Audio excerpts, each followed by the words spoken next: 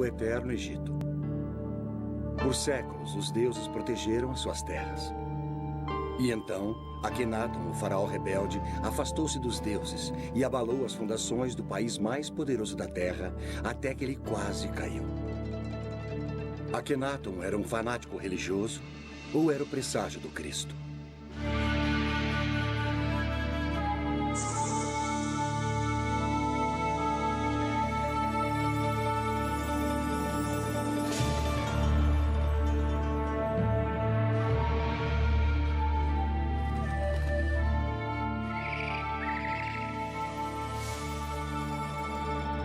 Os grandes egípcios.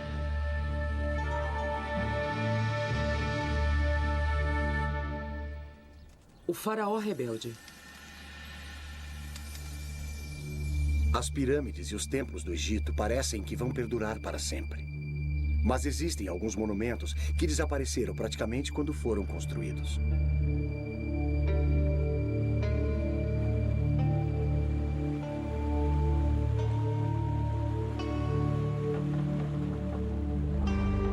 A 322 quilômetros da pirâmide de Gizé está Amarna.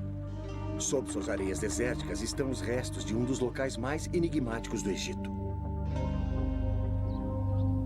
Coisas estranhas aconteceram aqui há 3.000 anos. Nasceu uma nova religião. Um faraó desfigurado morreu. E os egiptólogos ainda estão tentando descobrir o que aconteceu.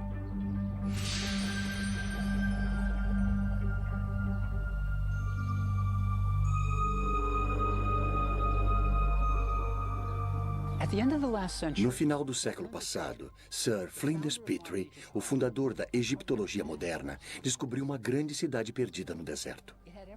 Ela tinha tudo o que ele esperava. Havia templos, palácios, ruas largas. Mas ainda assim faltava alguma coisa. Faltava cenas do faraó golpeando seus inimigos, marchando para a batalha. Também havia cenas do faraó fazendo oferendas a centenas de deuses egípcios. Não havia deuses. Quando Petrie continuou a escavar, ficou ainda mais chocado.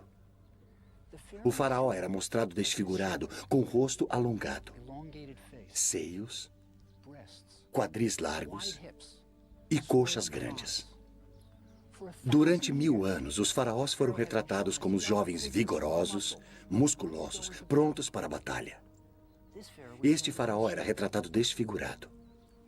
Era quase como se uma criatura de outro planeta tivesse sido deixada no deserto egípcio.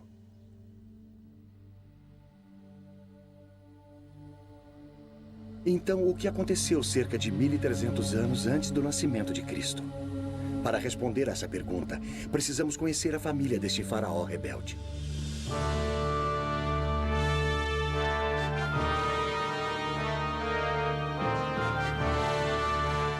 Era a época mais gloriosa do Egito.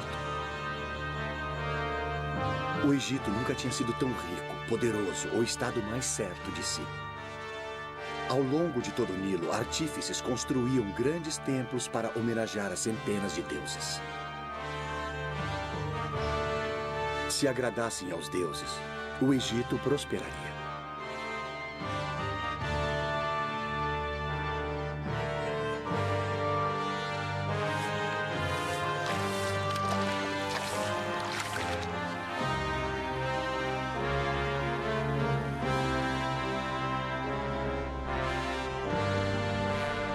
O pai de Akenaton, o faraó Amenhotep III, vivia no grande centro religioso de Tebas, cidade do deus Amon, cujos silos de topo arredondado estavam cheios de grãos, óleo, linho e vinho, necessários para pagar as centenas de sacerdotes que serviam os deuses. Havia uma só principal indústria na cidade, a religião. E bem no centro de tudo estava Amenhotep III. Suas duas colossais estátuas ainda se encontram na planície de Tebas. Uma vez elas guardaram um grande templo, que agora encontra-se sob o solo. Toda a glória e riqueza de Tebas logo seriam abaladas por uma revolução como jamais vista.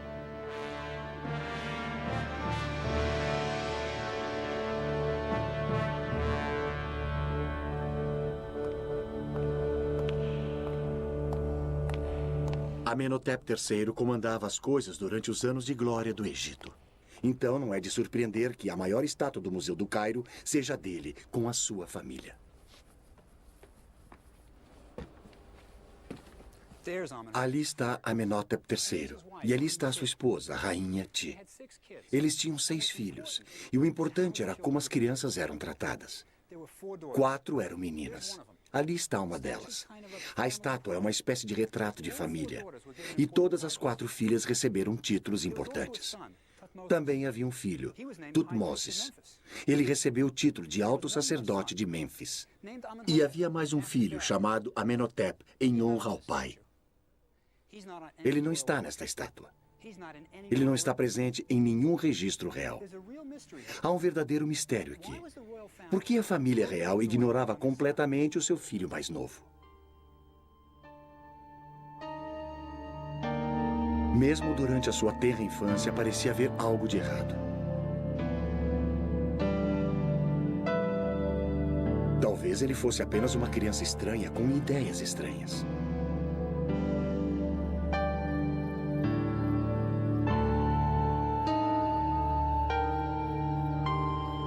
Enquanto seu irmão e irmãs recebiam títulos e honras, não havia nada para o jovem Amenhotep. Quando o séquito real ia aos templos para fazer oferendas ao deus Amon e para comemorar os festivais, podemos imaginar o pequeno Amenhotep deixado para trás, sozinho no palácio. Até mesmo o deus Amon rejeitava o garoto.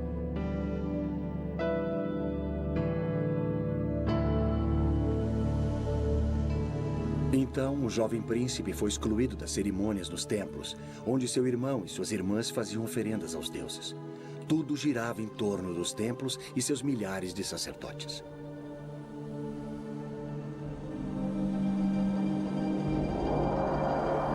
Os faraós orgulhosamente inscreviam nas paredes dos templos a quantidade de ouro, prata, gado e terras que davam para os deuses. Em um ano apenas, um faraó deu ao templo 51 quilos de ouro, 907 quilos de prata, 2.268 quilos de cobre, 25.000 jarras de vinho, incontáveis filões de pão, 300 medidas de linho fino e 12.000 acres de terras.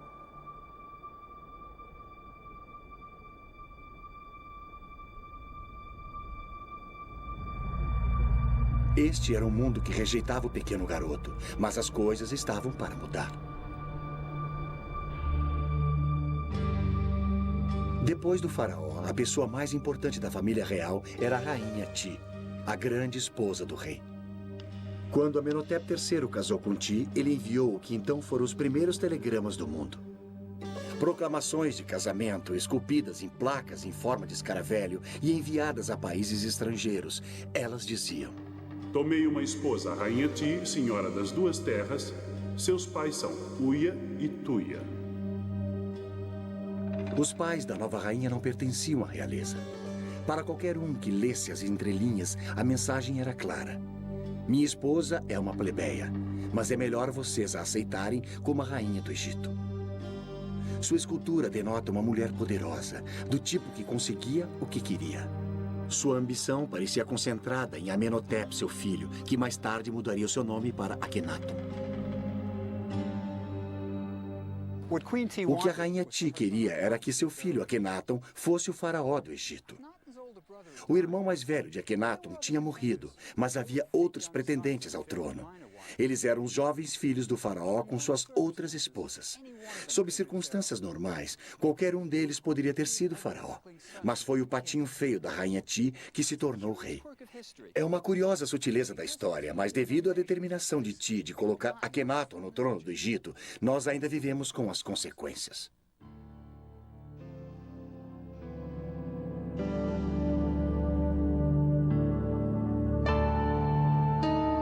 A múmia de Amenhotep III nos dá uma pista de como seu filho Akhenaton se tornou faraó. A múmia revela um homem velho, gordo e careca, com péssima saúde. Os dentes do faraó podem ter sido a causa do período mais estranho de toda a história egípcia. Eles estão em péssimas condições. Amenhotep III pode ter vivido com tamanha dor nos últimos anos de sua vida que pode ter sido difícil ele executar os seus deveres de faraó. Tanto os plebeus como os reis eram vítimas de sua dieta.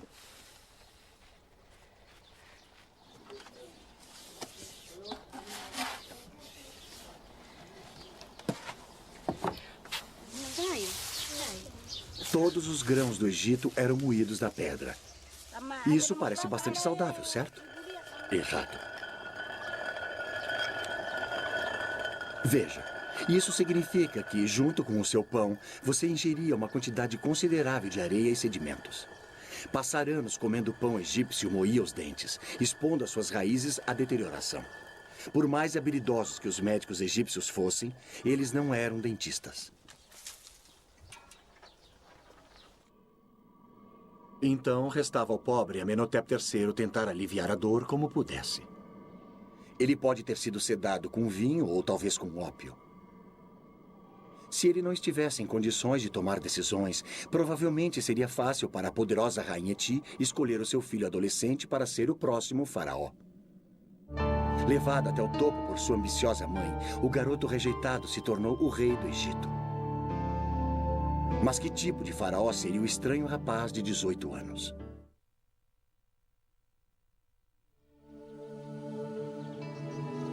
O nível de singularidade do novo faraó ficou claro nos primeiros anos do reinado de Akhenaton, quando ele começou a construir o seu próprio templo em Karnak, o centro religioso de Tebas.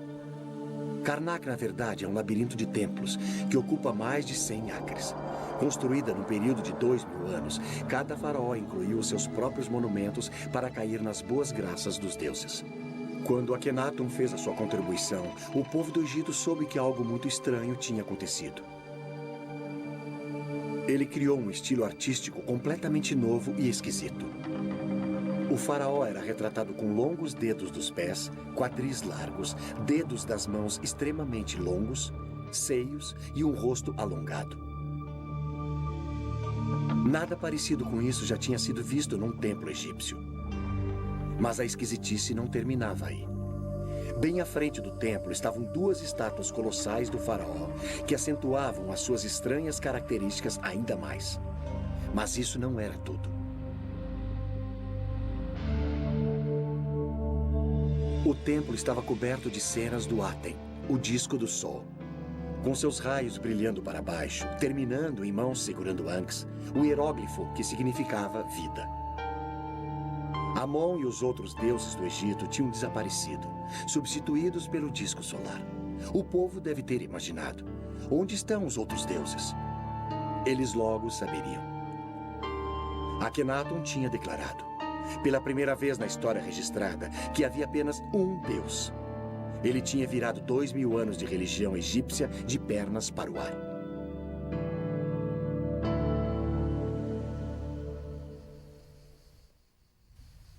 No início deste século, escavadores encontraram uma grande quantidade de blocos esculpidos que tinham sido reutilizados como enchimento na construção de um projeto de um faraó posterior.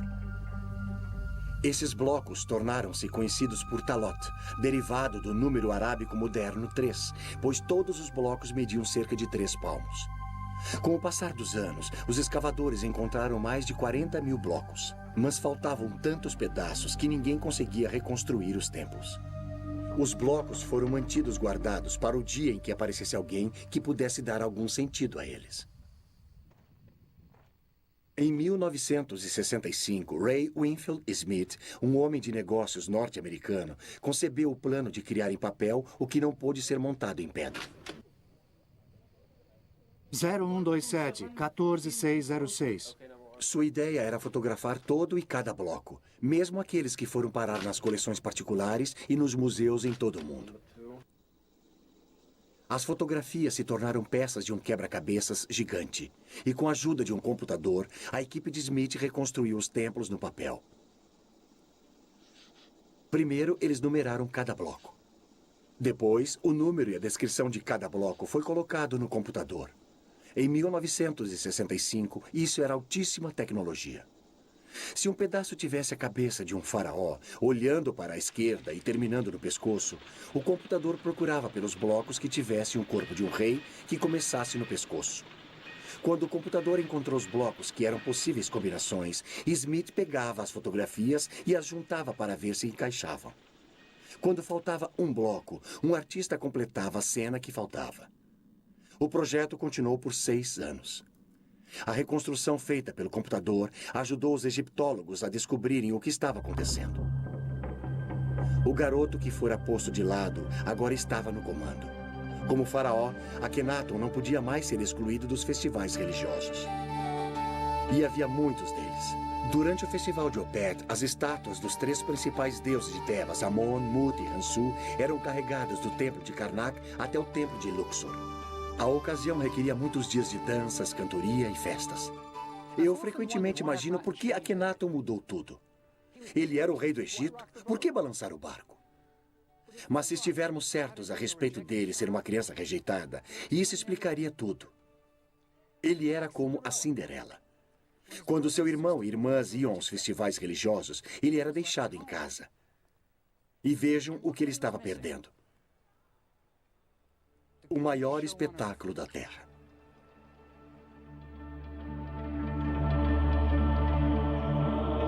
À noite, sacerdotes de cabeça raspada cantavam as suas orações para aplacar os deuses do Egito. Eu sou o pai dos pais, a mãe das mães e o touro dos 7 seres celestiais.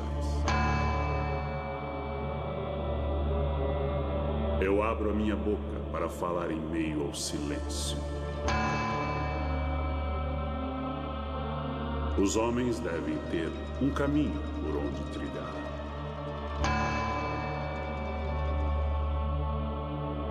Estas eram cerimônias maravilhosas, e o jovem Akhenaton as estava perdendo. Mas há um final feliz, pelo menos por agora. Akhenaton se torna rei do Egito, e com o seu poder, ele pode acertar tudo. Ele rejeitará os deuses de Tebas. Não eram mesmos os seus deuses. E ele terá o seu próprio deus particular, que o ama, o Aten. E ele abraçará sua nova religião e o seu novo deus, e deixará Tebas, e todo o seu sofrimento da infância. Ele fundará um novo mundo. A única questão é, onde?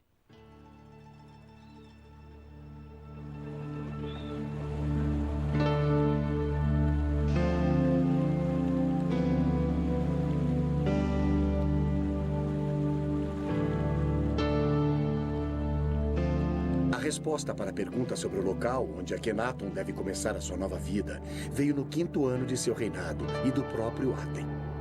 Enquanto Akhenaton viajava, através de uma desolada extensão do deserto no meio do Egito, cerca de 290 quilômetros ao norte de Tebas, o sol nasceu no horizonte e parecia que se deitava no desfiladeiro nas montanhas próximas. O hieróglifo, que significa horizonte, era o sol se deitando no desfiladeiro de uma montanha. O horizonte significava o início e o fim. Este era o sinal de que Akhenaton precisava para construir o seu campo dos sonhos. O Aten tinha aparecido para ele e disse-lhe que construísse a sua cidade no deserto inabitado. Ele a chamou de Akhenaton, o horizonte do Aten. Akhenaton mandou esculpir marcadores de fronteira à volta de sua cidade, relatando sua visão mística. Sua Majestade apareceu em sua grande biga de Electra, como o Aten, quando se eleva no horizonte. Foi o Aten, meu pai, que me disse para construir a cidade. Nenhum burocrata jamais me aconselhou a construir neste local deserto. Depois de ter recebido a revelação para construir a sua cidade, Akhenaton liderou um pequeno grupo de seus seguidores saindo de Tebas e indo para a árida região desértica que o Aten tinha escolhido, um lugar agora chamado de Amarna. Akhenaton era líder de uma seita e esta seria a sua comuna. Num dos marcadores de fronteira, ele reuniu os fiéis e, enquanto observava as desoladas planícies onde seria construída a nova cidade, ele realizou um culto de adoração. Akhenaton não estava mais sozinho. Agora ele estava casado com Nefertiti, uma das mulheres mais lindas da história. Agora ele tinha sua própria família, 2 filhas e mais 4 por vir. O garoto rejeitado tinha percorrido um longo caminho. Devia haver uma incrível sensação de emoção na nova cidade. Eles eram pioneiros numa admirável nova religião e o faraó era o seu líder. Uma sensação como essa só ocorreria novamente na era cristã. Era uma virada na história do mundo. E Akhenaton era o pivô dessa história. Mas o resto do Egito aceitaria a nova religião do faraó?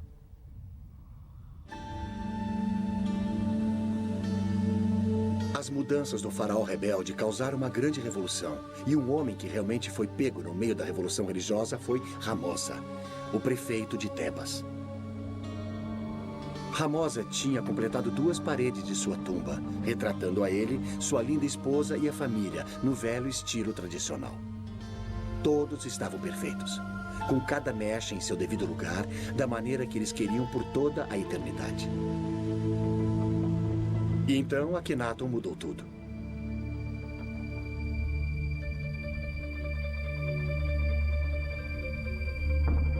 Desesperado para ser politicamente correto, Ramosa começou a completar a sua tumba no novo estilo, retratando Akhenaton e até Ramosa com um queixo alongado e nariz aquilino. Povos de todo o Oriente Médio reverenciavam Akhenaton. Ramosa também se retratou com colares de ouro, talvez a sua recompensa por mudar para o novo deus. Ou era um suborno para manter as aparências. O velho Ramosa morreu antes de completar a sua tumba, e a procissão funerária que o enterrou foi rapidamente pintada na parede. Ramosa tinha um pé na religião antiga e um pé na nova. Você imagina o que ele pensou que iria lhe acontecer na próxima vida?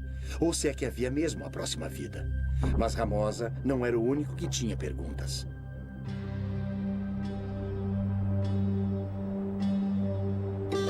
A mesma pergunta estava sendo feita pelos sacerdotes. O que será de nós? Se existe apenas um Deus, o Aten, o que acontecerá aos grandiosos templos de Amon em Tebas? Se o faraó não acredita mais nos deuses, o que acontecerá aos milhares de sacerdotes? O poderoso clero de Tebas estava enfurecido com Akhenaton.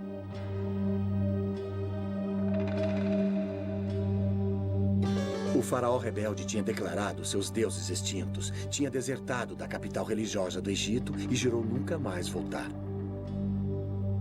As oferendas reais aos templos tinham se acabado. Não haveria mais doações aos templos dos prisioneiros capturados nas guerras. Os recursos do Egito estavam se esvaindo das cidades instituídas e indo para o deserto para construir a nova cidade do faraó. Mas não eram apenas os sacerdotes que sofriam por causa da nova religião.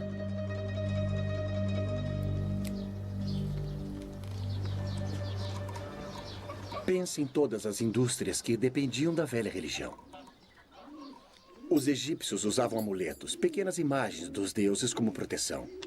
Não mais. Os fabricantes de amuletos egípcios que esculpiam escaravelhos, pequenos besouros com as imagens dos deuses e os nomes dos reis, faliram. Os habilidosos escultores de madeira que faziam as estátuas dos deuses que adornavam as casas egípcias estavam sem trabalho. O que Akhenaton estava fazendo? Este é o livro dos mortos. Olha aqui. Lá está o falecido. Você pode ver o que ele está segurando na mão? É o seu coração. O coração era muito importante para os egípcios. Eles acreditavam que se pensava com o coração. E isso até que faz sentido. Quando você fica emocionado, é o seu coração que bate rápido, não o seu cérebro. É por isso que no Dia dos Namorados você dá corações de chocolate e não cérebros de chocolate. E olha aqui, estes 4 deuses, eles estão protegendo os órgãos internos do falecido. Veja, os egípcios eram ressurrecionistas. Eles acreditavam que o seu corpo literalmente se levantaria e funcionaria novamente na próxima vida. Então, você tinha de ter um corpo completo, incluindo seus órgãos internos. E a viagem até o próximo mundo? Ela seria feita de barco. Agora, se você olhar aqui no final do Livro dos Mortos, ele até vem com remos mágicos para a viagem. De certo modo, este é o mapa para ir ao próximo mundo. Mas Akhenaton estava jogando fora todos os mapas velhos. Ele estava escrevendo o seu próprio mapa.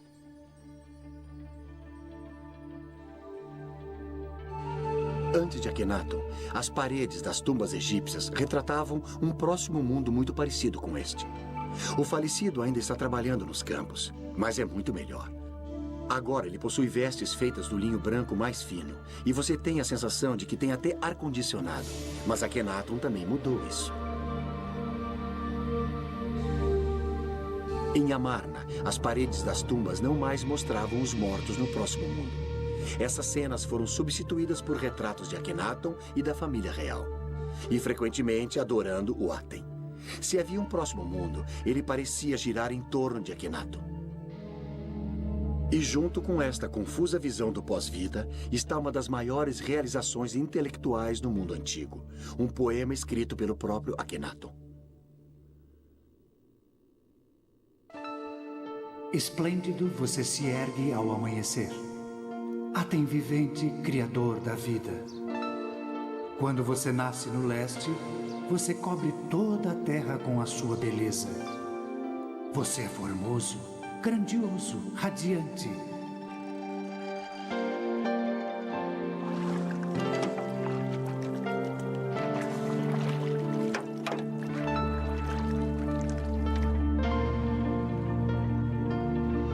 Quando você se põe no oeste, a terra fica na escuridão, como na morte.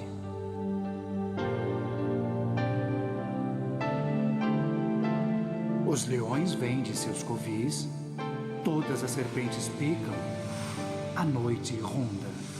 A terra está mergulhada no silêncio, enquanto seu Criador descansa na escuridão.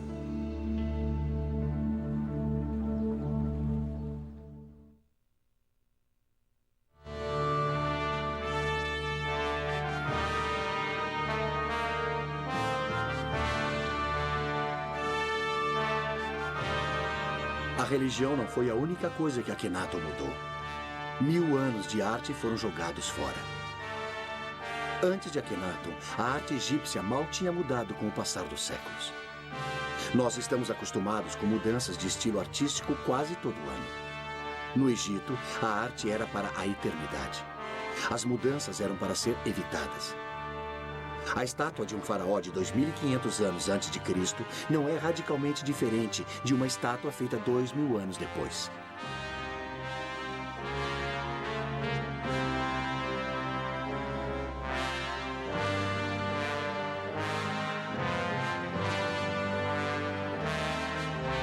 Nada mais de corpos musculosos idealizados. Akhenaton é mostrado com suas verrugas e tudo mais. O slogan da era de Akhenaton era "Vivendo na Verdade". Se o faraó fosse deformado, que fosse mostrado dessa maneira. Nem mesmo a linda Nefertiti estava isenta da nova política da verdade na arte. O famoso busto de Nefertiti é um símbolo de beleza em todo o mundo. Mas enquanto amadurecida, até ela foi retratada com uma má postura e um corpo envelhecido.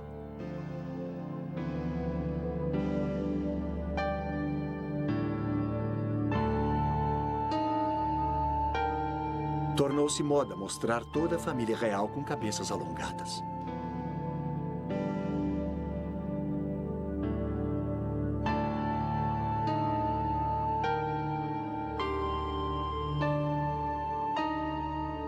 A nova arte não era libertadora apenas para Akhenaton, mas dava aos artistas de Amarna uma nova liberdade.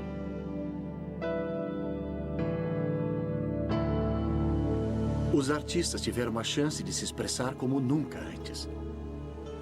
As novas cenas da família real podiam ser montadas sem preocupações com a tradição.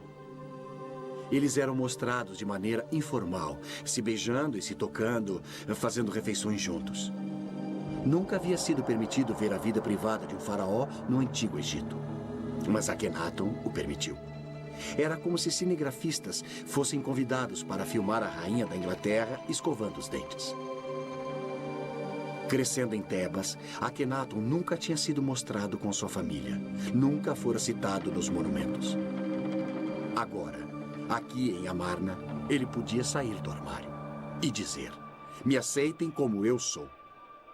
Pela primeira vez em sua vida, Akhenaton podia ser ele mesmo. Terminada, Amarna era um cenário teatral para comemorar o reinado de Akhenaton.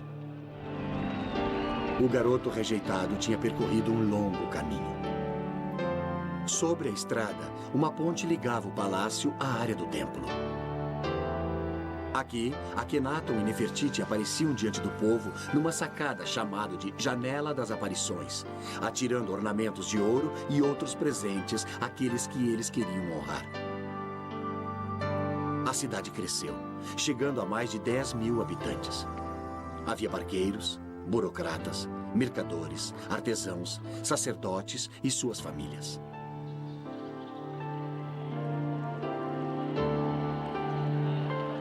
Eles deviam estar incrivelmente animados com as suas novas vidas, novas casas, novos inícios. Era como a Era de Aquário. Akhenaton estava tentando criar uma utopia, mas nem todos estavam felizes. O faraó divertia-se no calor do sol, mas alguns enviados estrangeiros que foram à sua corte voltaram para casa com queimaduras causadas pelo sol. Um rei da Síria escreveu a Akhenaton: "Por que os meus mensageiros têm de ficar sob o sol escaldante? Eles irão morrer ao sol. Se faz bem ao rei ficar ao sol, que ele fique lá e morra ao sol."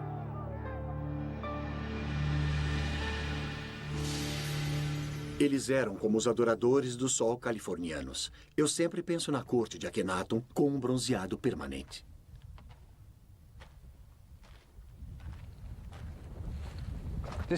Foi ali que tudo aconteceu. Akhenaton realmente andou por esta rua, e um de seus seguidores viveu nesta casa. Akhenaton provavelmente o recompensou com presentes de ouro. Ele queria que seus seguidores ficassem felizes. Veja, Akhenaton era como um filho de hippies dos anos 60. Ele queria que todos fossem felizes, que tudo fosse lindo, que todos amassem uns aos outros. Infelizmente, o mundo não funciona assim. Akhenaton tinha ficado isolado por tempo demais. Ele não entendia as pessoas. Ele tinha criado uma religião linda e idealista, muito adiante de seu tempo. Mas o povo simplesmente não entendeu. Eles estavam acostumados aos deuses que podiam ver, esculpidos na rocha. Deuses com lindos corpos de homens e mulheres e cabeças de animais.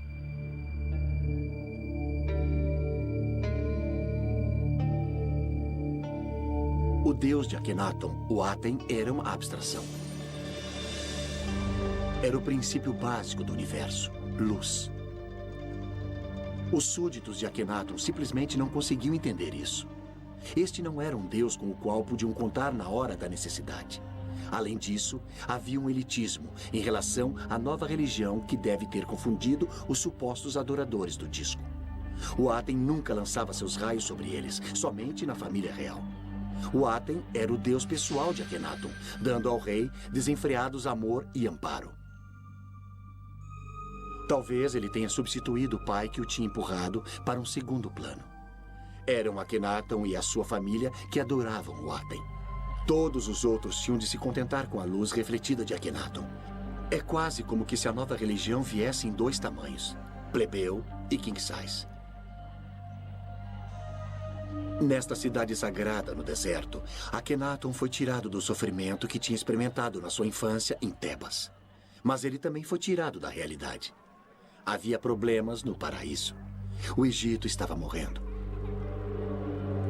Por mais de 10 anos, Akhenaton tinha vivido na sua amada Amarna, com seus pensamentos voltados para a religião e para o seu deus pessoal, o Aten.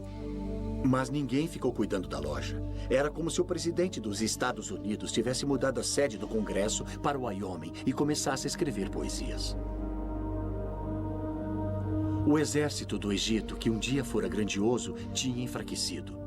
Os países estrangeiros não mais mandavam tributos. Dos remotos postos avançados na Síria e no Líbano, os embaixadores estrangeiros do Egito escreveram ao rei dizendo que não mais eram respeitados. Cartas escritas por um de seus príncipes leais, Reboti, falam da falta de respeito por Akhenaton e pelo próprio Reboti. Escrevendo de sua posição fortificada, ele pleiteou: Eles conspiram entre eles. E assim sendo, receio não haver quem possa me resgatar de suas mãos. Como um pássaro preso na rede, eu me encontro. É preciso lembrar como Reboti estava isolado. Para os soldados egípcios chegarem a ele, teriam de marchar através de Gaza, Canaã, até o Vale de Becar, na Síria, e depois para o norte. Este sempre era um território hostil.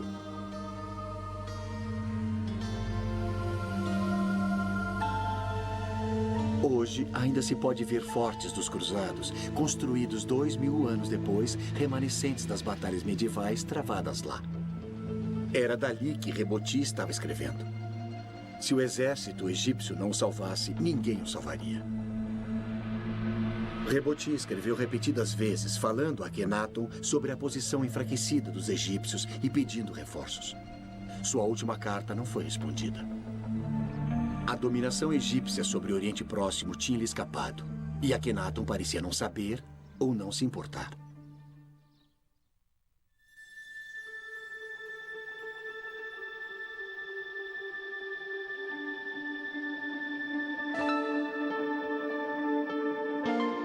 Isolado dos problemas do Egito e talvez da própria realidade, Akhenaton devia estar realmente muito feliz com seu novo Deus, sua nova família e sua nova cidade. Mas após 14 anos de casamento, sua linda esposa e companheira Nefertiti morreu. Sua outra esposa, Kia, também tinha morrido. Então, agora ele não tinha uma mulher ao seu lado. Akhenaton tinha sido criado entre mulheres, 4 irmãs e sua poderosa mãe, a rainha Ti. Nefertiti tinha sempre estado ao seu lado, partilhando seus sonhos. Kia, sua linda esposa secundária, também era importante para ele. Ela até tinha o seu próprio templo. Agora, as 2 esposas estavam mortas. Akhenaton estava sozinho novamente. O grande experimento no deserto estava quase acabado. No 17º ano de seu reinado, com pouco mais de 30 anos, Akhenaton morre e desaparece da história. Algum dia saberemos o que realmente aconteceu em Amarna? Akhenaton realmente se parecia com as suas estátuas? Muitos acreditam que a única maneira de sabermos será com a descoberta da múmia de Akhenaton. É exatamente isso que alguns egiptólogos acham que aconteceu em janeiro de 1907.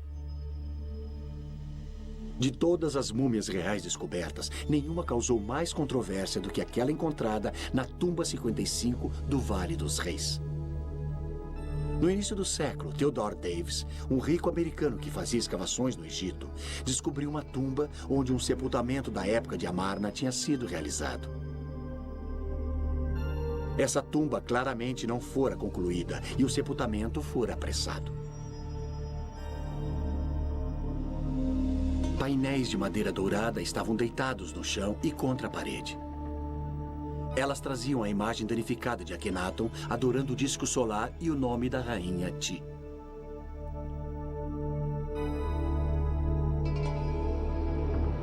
Em um nicho estavam 4 lindos potes de alabastro que guardavam os órgãos internos da múmia. Deitado no chão, um lindo caixão, porém muito danificado, feito de milhares de incrustações e pedras semipreciosas na forma de asas protetoras. Mas as cártulas contendo o nome do seu ocupante tinham sido arrancadas.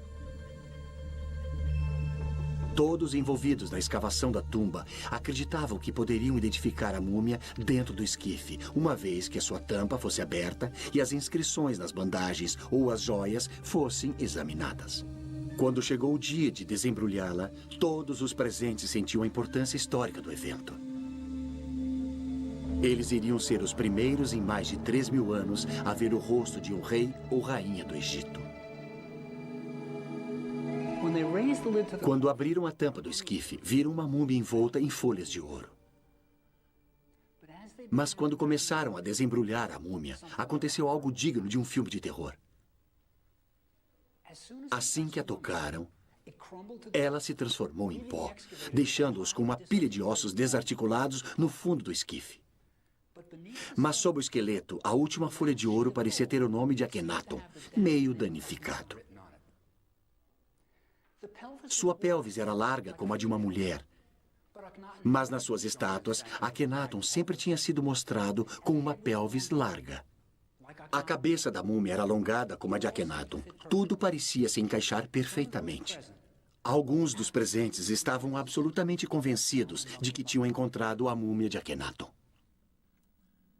Mas ainda hoje a identidade da múmia da tumba 55 é um mistério.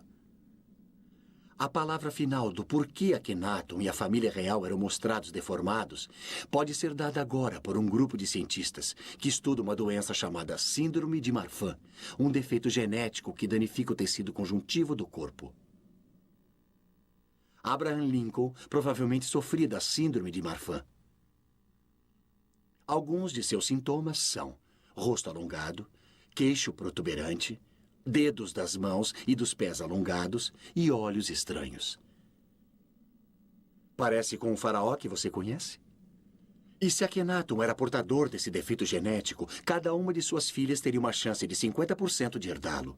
E isso pode explicar por que todos são mostrados com sintomas semelhantes.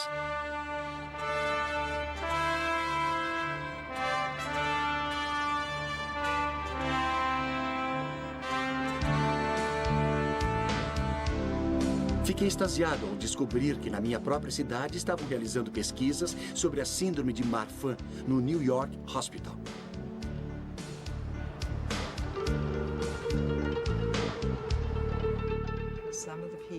A doutora Jessica Davis é uma das maiores especialistas do mundo na síndrome de Marfan.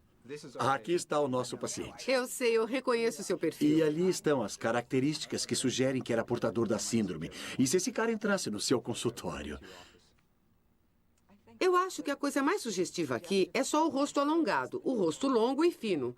Mas ele também é um indivíduo de boa aparência. Essas seriam as duas coisas a serem analisadas. Alguém que tem características comuns, mas um rosto longo e fino. Então, o diagnóstico da síndrome de Marfan não depende apenas da aparência da face. Porém, eu acho muito importante dizer que as pessoas que realmente têm a síndrome de Marfan têm características faciais normais. No entanto, elas têm uma aparência gótica e mais clássica. Agora, as mãos alongadas eram típicas da arte desse período. E deixa eu mostrar uma coisa que é um grande exagero. Agora, essa é uma mão que não parece nada natural. O jeito que o dedo fica. Esses dedos excessivamente longos são característicos da síndrome ou... Esse dedo muito fino certamente poderia sugerir que há uma disfunção nos tecidos conectivos, como estes dedos muito longos. E o que você pode ver aqui é que está um pouco deslocado, parece flexível. Agora, deixa eu lhe mostrar um pé.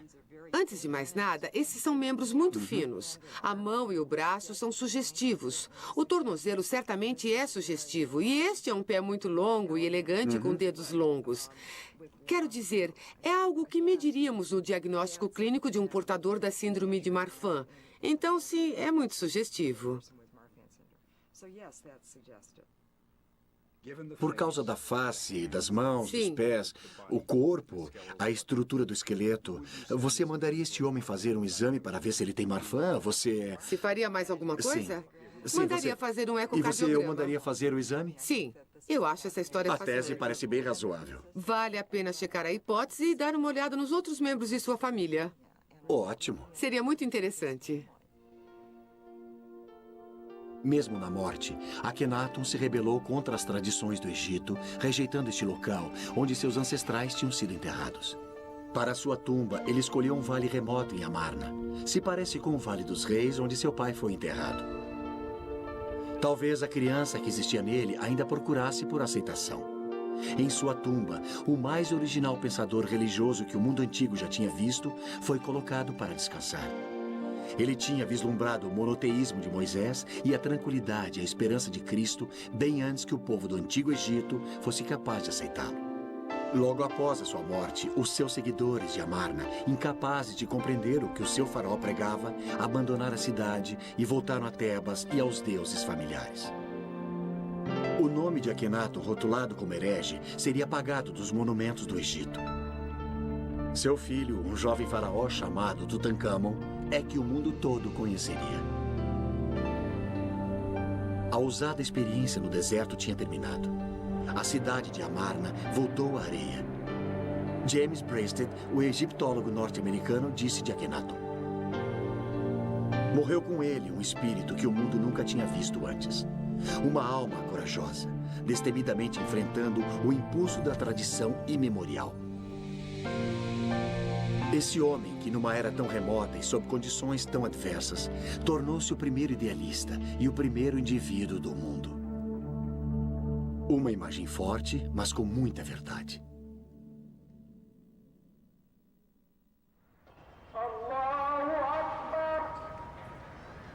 Há 3.000 anos, Akhenaton, o faraó rebelde, insultou os habitantes do Vale do Nilo, pregando a existência de um único Deus. Mas menos de 100 anos após a morte de Akhenaton, Moisés pregaria um só Deus, o monoteísmo nas margens do Nilo aos israelitas. Hoje, milhares de egípcios ouvem os muezins e mesquitas afirmarem que existe um Deus apenas, e Alá é o seu nome. A ideia de um Deus único, uma vez a crença radical de um herege isolado, agora é adotada por muçulmanos, cristãos e judeus em todo o mundo. A visão de Akhenaton continua a viver.